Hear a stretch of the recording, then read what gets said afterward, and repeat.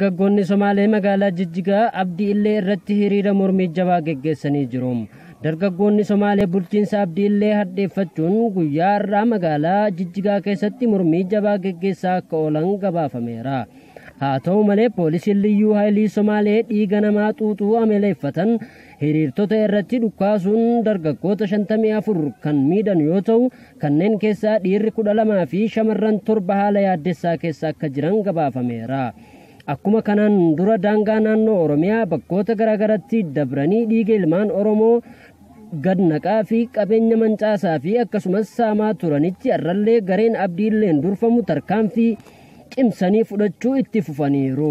Godina Harargee Lixaa Bordoddeetti konkolaataa deemtu amma galgala kan sa'aatii 5 irratti liyyuu haayiliin dhukaasa bantee lubbuu nama tokko akka dabarte maddeen reediyoo Carcarxirrootiif gabaasaniiru. Maddeen keenya akka nuuf gabaasanitti konkolaataan kun Finfinnee irraa gara Galamsoo deemtu liyyuu haayiliin Somaalee Bordoddee irratti takka saamuun takka immoo dhaabbachuu dinnaan dhukaasa itti banuun nama tokko konkolaatuma keessatti ajjeesaniiru. Yeroo ammaa reeffi buufata fayyaa Bordoddee jira.